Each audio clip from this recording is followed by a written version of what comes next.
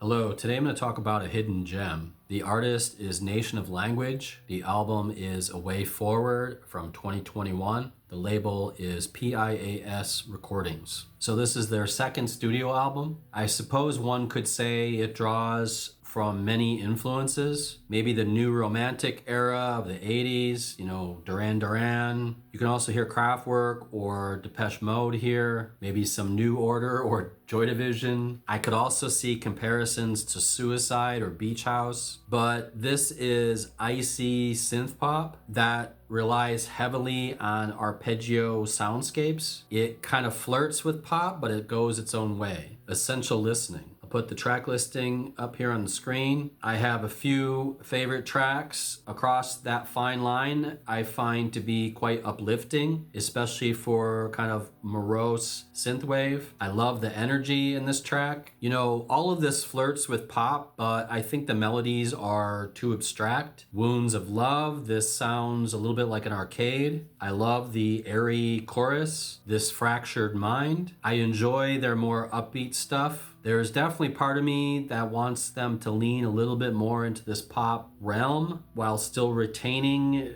the exploration. Either they couldn't here or they didn't want to at the time. Later releases embrace this a little bit more. Former Self, this is probably my favorite track on the album. It's a little darker, more epic. It's kind of bleak. Definitely a soundscape going on here. The pros. I think their arrangements are quite interesting. They never quite go where you expect. These arpeggiated journeys meander around and go in all these different ways. And I kind of think that the journey is more important than the pop hook, although I would like some of that. But there's definitely part of me that just loves to see where it's gonna go. This also sounds really good in headphones. The cons. Perhaps this is too cold and electro for some. You could say it lacks emotion, that it's kind of frigid. And like I said, maybe it's not quite catchy enough. It just never really commits to that path. Final thoughts. I don't have this, but I imagine this probably sounds really good on vinyl. Here's the thing, they have 4 albums. Introduction Presence, A Way Forward, Strange Disciple, and Dance Called Memory. They're all very different. I chose the second one because it's their kind of breakthrough, but I think all are worth a listen. It kind of depends on what sound you appreciate more.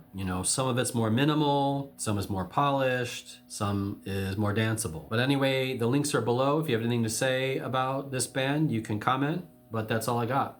Take care, have a good day.